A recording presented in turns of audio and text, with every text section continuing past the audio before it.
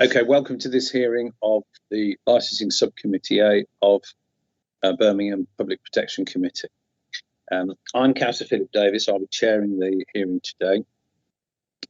Before we start, can everyone please mute their microphones? That will improve the sound quality.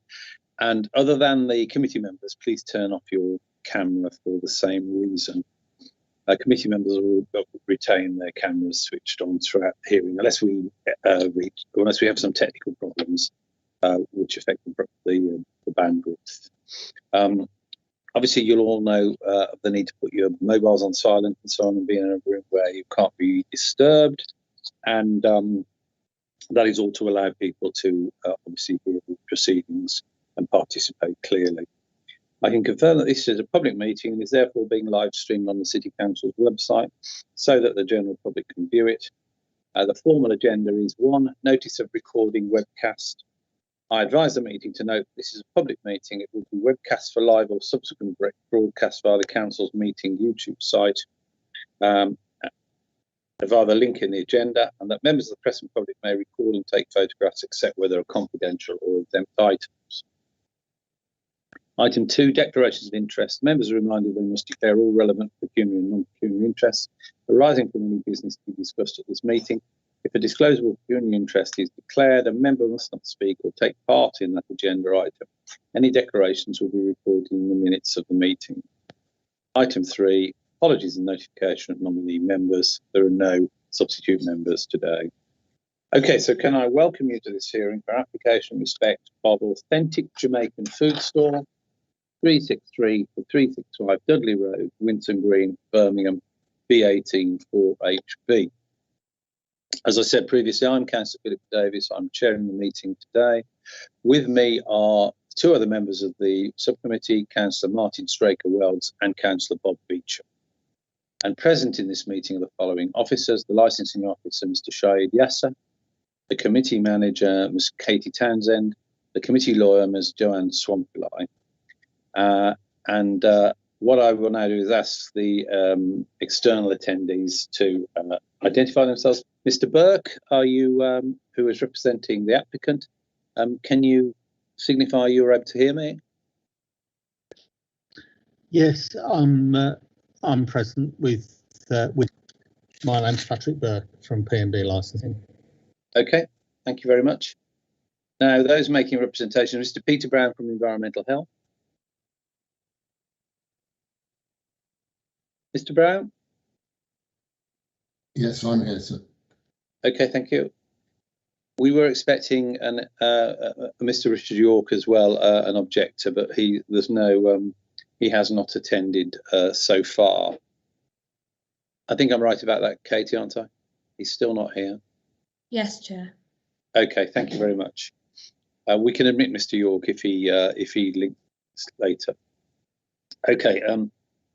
Could I ask if any of the persons making representations, I think this is addressed to you, Mr. Brown, wish to withdraw those representations at this stage of the hearing? No, sir. No.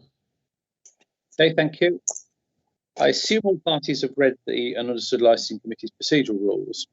And please note, given the nature of these proceedings, I may amend those at my discretion, given that the fact the meeting is taking place online, but no such amendments will impact on the parties' right to a fair hearing. We also use the chat function. I think this is well known to those attending today. And what I'd like us all to do is just confirm we've got that function. It also serves as a record for those attending. So if we go to the chat function, which should be on the speech bar, top of your computer, if I can find mine, and then we'll just put in our names for the record. There we are. Okay, so if we just put, as I said, if we just put in our names.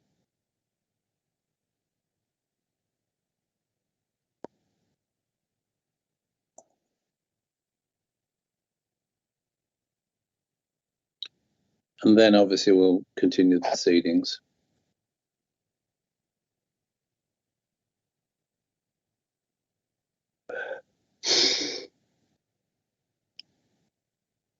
Okay, thank you everyone for that. Sorry, I'm just restoring my screen view so I can see everyone.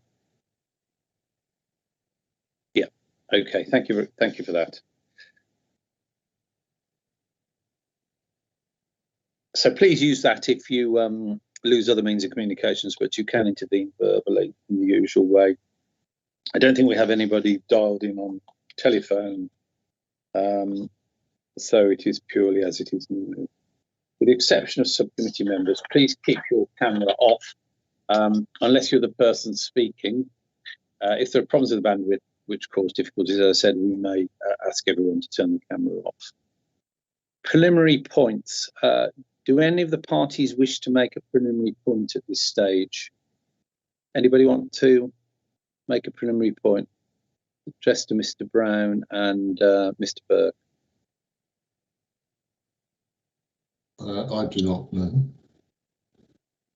Councillor. No. Okay, thank you very much. So the procedure will be, first I'll ask the licensing officer, Mr. Yasser, to present the report, then the applicant and their representative will be asked to present their case, and we generally try to keep those presentations to below 20 minutes. And if you could speak slowly and clearly for the officers to take notes, that would be helpful. And then if anybody else wants to speak, if you could mute your microphone. The members of the subcommittee will be able to ask questions at any stage, but we'll try and do it so at the conclusion of each presentation. Cross-examination of the applicant and those making representations will not be permitted unless the members consider it appropriate. If I don't notice any messages in chat and so on, the meeting manager will point those out. But obviously, as I said, you may intervene verbally in the usual way. If you can't hear at any point or having problems with the internet connection, again, please use the chat facility to alert us to those problems, and we'll address those as appropriate. Occasionally, it may be necessary for the subcommittee to take legal advice. At my discretion, I may ask all parties to wait in this meeting while members of the relevant parties withdraw to take advice using a separate meeting within Microsoft Teams. We'll then return to this meeting and continue. If we have any problems with the live stream, again, we'll pause the meeting to try and address those so that any members of the public wishing to see the meeting can do so. If we go into private session, obviously the meeting manager will pause the live stream. Once the private part of the meeting is over, I'll ask the meeting manager to confirm that live stream is resumed before we continue. At the close of the hearing, I'll invite all parties to make a brief closing submission. No decision will be taken until all the evidence has been heard. Then at the decision-making stage, the members and the relevant officers will withdraw from the meeting in order to determine the decision. They'll go into a separate Microsoft Teams meeting. In the event that we need to clarify any point, the appropriate party will be telephoned by the meeting manager, and the committee will then make its decision. Notification of the determination of the application will be sent out to all parties within 5 working days. Okay, so I hope that procedure is clear. So what I'll now do is ask the licensing officer, Mr. Shahid Yasser, to present his report, please. Mr. Yasser. Thank you, Chair. Pinu Khan applied on the 5th of October 2021 for the grant of a premises license for Authentic Jamaican Food Store, 3632365 Dudley Road, Winston Green, Birmingham, B18 4HB. Councillors, the purpose of the report before you today is to consider representations that have been made in respect of an application for a premises licence, which seeks to permit the sale of alcohol for consumption off the premises to operate 24 hours, Monday to Sunday. The premises wish to remain open to the public 24 hours, Monday to Sunday. Representation has been received from Environmental Health and as a responsible authority, and this is attached to Appendix 1 of your report. A representation has also been received from other persons, and this is attached to Appendix 2 of your report. The application is attached to Appendix 3. There is also some site location plans at Appendix 4. Now, when carrying out its licensing function, a licensing authority must have regard to Birmingham City Council Statement of Licensing Policy and the guidance issued by the Secretary of State under Section 182 of the Licensing Act 2003. The licensing authority is also required to take such steps as it considers appropriate for the promotion of those licensing objectives. The options which are available to you today are to grant the license in accordance with the application, to reject the application, to grant the license subject to conditions modified to such an extent as considered appropriate, to exclude from the license any of the licensable activities to which the application relates, to refuse to specify a person in the license as the premises supervisor. Thank you, Chair. Thank you very much, Mr. Yasser. So we now go to Mr. Burke for the applicant, Mr. Burke.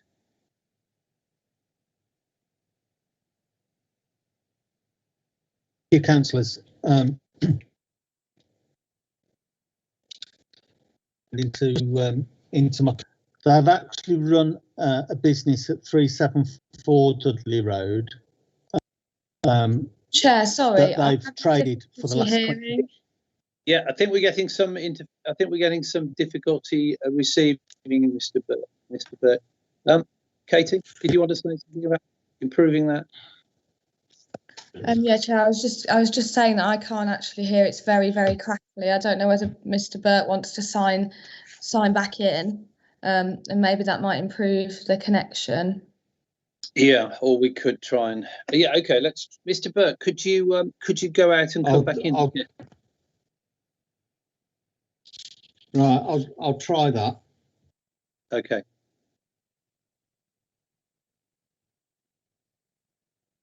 We then have the option of obviously we can close our cameras as the panel members. That might help. Sometimes does.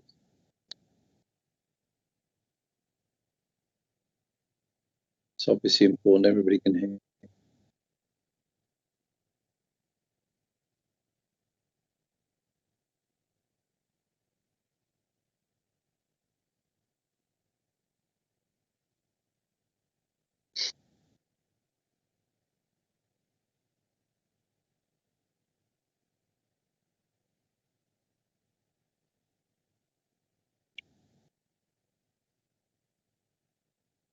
It's at times like this I think we should have some incidental music, perhaps.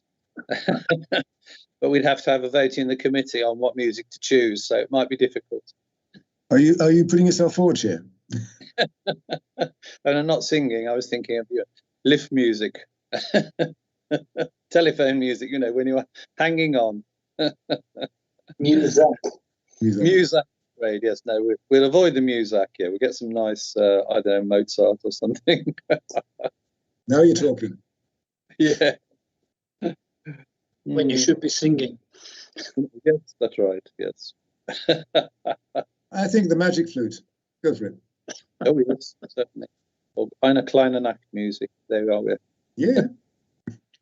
We've just lifted the tone of licensing committee. You realise.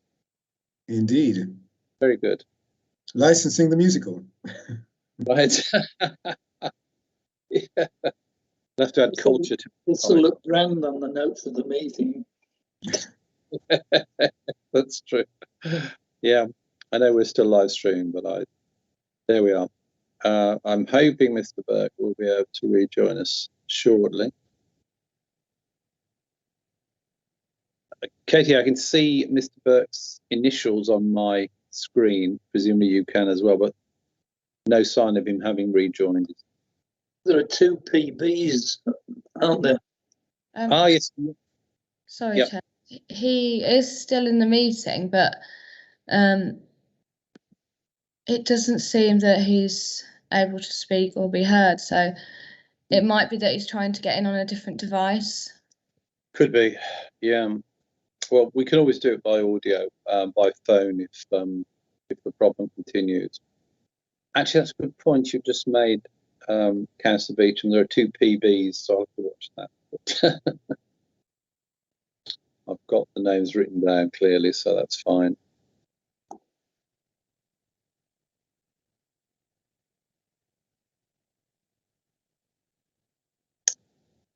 Oh no, Mr. Burke has disappeared off the screen, so it may be that he's about to try and come back in afresh. As I say, if we still have problems, we'll close our cameras down and see if that works.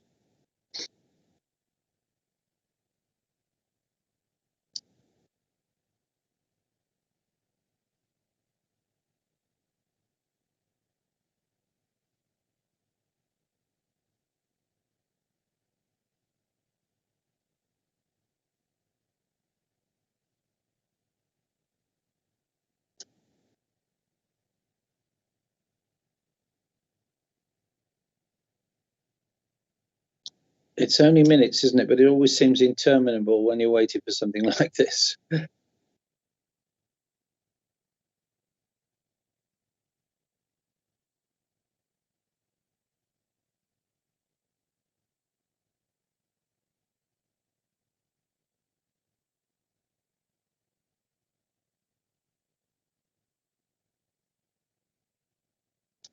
I'm loath to adjourn because otherwise he'll come back into an empty room or whatever, and we'll defeat the object. So we're just, but we can obviously telephone him if goes on unduly long.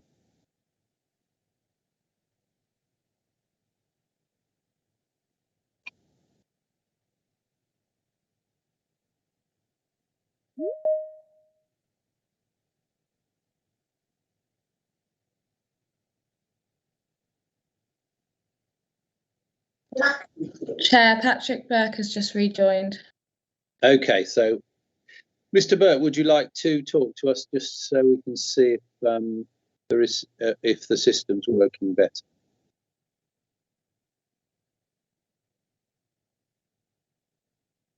I can see the Mr. Burke's initials and so on, but he's still muted on my system.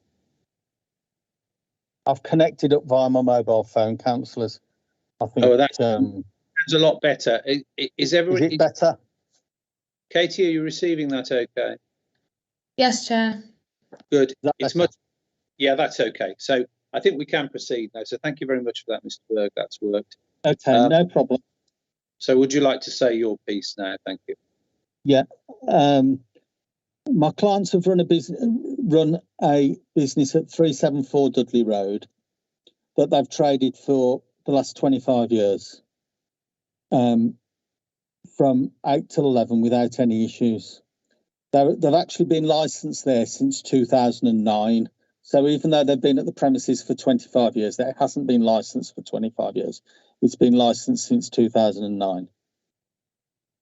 They're planning to move the business to this new premises and will surrender the existing license of their current business if the license is granted and once the work is complete and they're ready to start trading. They're well known, well respected within the area and also live in the area. There are no objections from the police and there's no objections from any of the other responsible authorities apart from environmental health. The objection from the environmental health states that none of the other businesses in that area, apart from the petrol station, open 24 hours. The shop directly next door to the premises, which is International Superstore, is licensed 24 hours and has been since 2015. The license number for that, just for your reference, is 1795. I actually forwarded a copy of the license to both the objectors and pointed out that there are no conditions on that license regarding the control of customers entering or exiting the store between midnight and 5 a.m. The objection from Mr. York again refers to late night openings, and again, next door is licensed 24 hours. Again, as I said, I forwarded a copy of the conditions of that license to Mr. York. So the only objectors are from obviously environmental health and from local residents. My clients have been operating a business within this area for over 25 years. They're well known, well respected. They've never had any issues. The reason that they've applied for 24 hours here is simply because obviously during lockdown and over the last few years, business dynamics have changed. Dudley Road is a very, very busy area, and it's busy 24 hours a day. So they may not completely utilise those hours should those hours be granted. But they know the area very, very well. They know the people within the area very, very well. So there's no real reason why these hours shouldn't be granted. And with regards to the premises next door, the premises next door has changed hands. I think when I looked at the records, I actually dealt with this application with this premises a few times myself, and I actually got it licensed 24 hours. But it's changed hands since 2014, I think 5 times.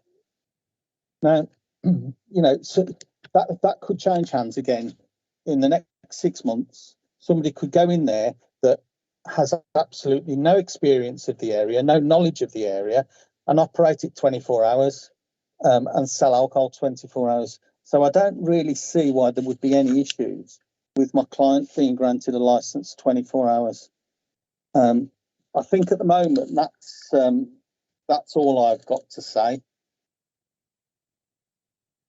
Okay, thank you for that.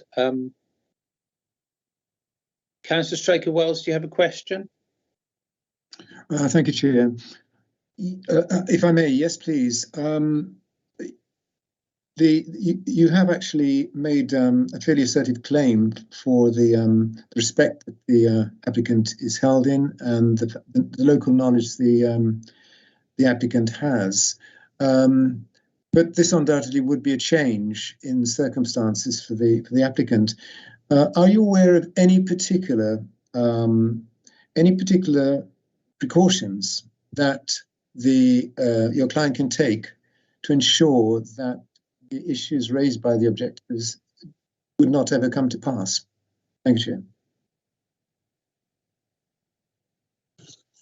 Well, we've got a condition with regards to controlling people in, and the control of people entering the premises between midnight and 5 a.m, which will be done via a security lock. So, the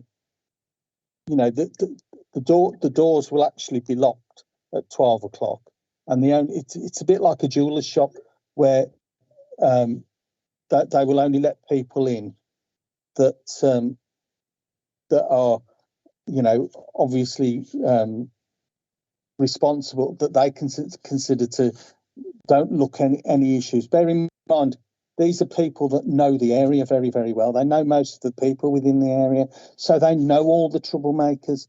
They know the people that cause issues, and they don't serve them currently in their current business. So they're very, very aware of the people that cause issues within this area. Thank you. Thank you, Chair. Thank you, Councillor Beecham. Thank you, Chairman. Yes, one or two things. What sort of staffing levels are you expecting to run, and how do you do the hours?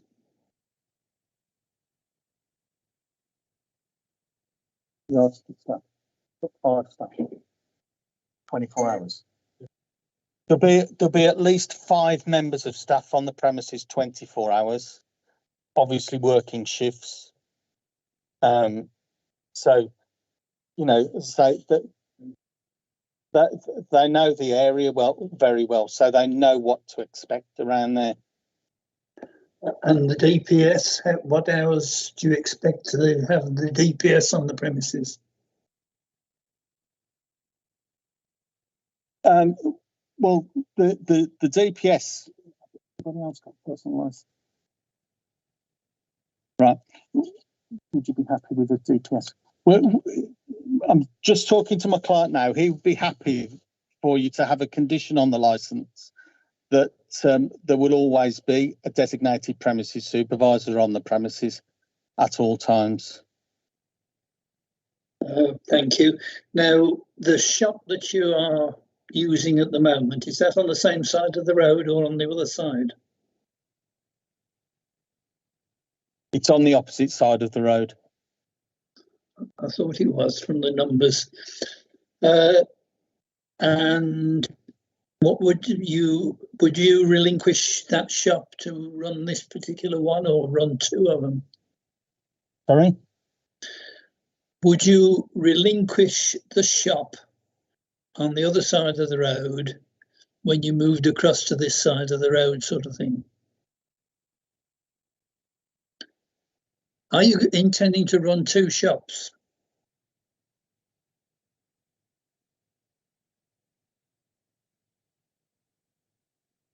I don't know whether Mr. Burke's connection has gone.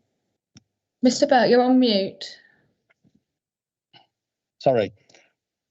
Yeah, should this license be granted, once the new premises is up and ready to open, they will then surrender the premises license of the existing business that they're in. So that they're not intending to run the two businesses of the same style either side of the road. They're basically transferring their current business to this new premises. Does the existing business have this jeweller's entrance that you alluded to with the locking of the door? No, the current business doesn't open 24 hours. Oh, of course. The current business is open from 8 till 11.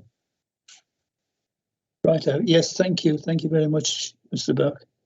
Okay, thank you. Mr. Burke, one question from me. You mentioned the premises next door, or I think it was International Superstore, I think you called it. And you mentioned that they have a current license for 24-hour operation. What hours are they actually operating at? Do you know? Currently, I don't know. I do know that back in 2015, I actually submitted the application, but it has changed hands since then. So I don't know what hours they currently trade. Okay. But they are licensed 24 hours. So as I said, effectively, if someone took the premises next door over next week, who is from London or Manchester or Liverpool or whatever, doesn't know anything about that area, they could go and trade that for 24 hours without as many restrictions as we've got on this license.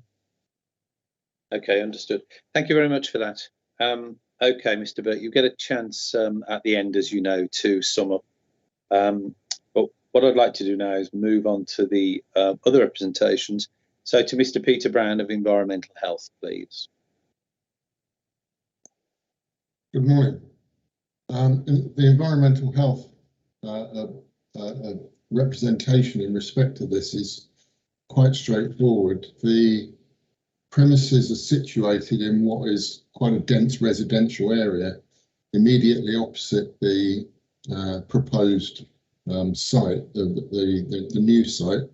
There is a long row of terraced houses. The ones that are nearest to the proposed premises could easily be affected by an intensification of use in that area, notwithstanding the fact that the International Superstore is already licensed 24 hours a day. But that premises does close at midnight, as do other food vendors in the area, what we could loosely term, I suppose, the evening economy as opposed to the nighttime economy. The chicken shops and restaurants either shut at midnight or earlier. The International Superstore shuts at midnight. The only premises that currently opens late is the petrol station at the moment. and they're not licensed. It was merely the intensification of use, the intensification of the nighttime use of the area that's likely to be driven by alcohol sales at 2 adjacent premises. And that was the environmental health objection. It's just merely the protection of the amenity of residents during the night. So that is your presentation? That is, yeah. Okay, thank you very much. Councillor Beecham, any questions? Yes, if I may, please, Chairman. It does seem a very peculiar setup if there's 2 shops opening right through the night. I can't understand why shop 2 would want to, the shop 2 being the one that we're talking about, would want to open 24 hours next door to one who's got a license to open 24 hours, and it has a snowball effect if this is allowed to take place. You say the other place is only using till 11 or 12 o'clock at night, and is that 7 days a week? As far as I'm aware, yes, it is. I'll leave it at that if you don't mind, Chairman. Okay, thank you. Councillor Straker-Wells. Thank you, Chair. Mr. Brown, you referred to intensification of use, and yes, the Dudley Road is a busy road. But what I'd like from you is more specific examples of how the intensification of use will actually be disruptive. I say this because we've heard that the applicant has lots of experience. We understand that the applicant knows everybody in the locality, has the respect of people in the locality, and obviously has a plan that will be about giving access to goods and services, but not necessarily wanting to create mayhem along the Dudley Road. So can you be a bit more specific about precisely what you think will change as a result of the extension?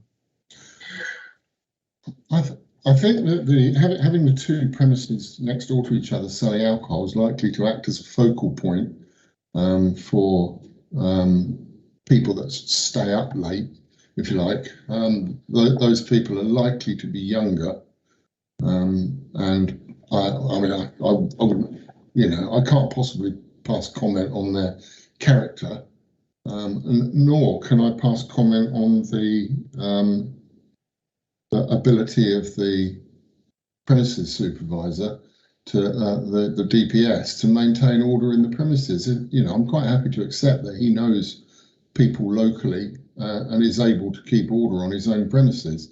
It's what goes on in the street that has concerned environmental health. And I admit there are worse places, I think, than this particular place. It was just the intensification of it's effectively turning what is a residential area into part of the nighttime economy, and that's not an area that should be part of the nighttime economy.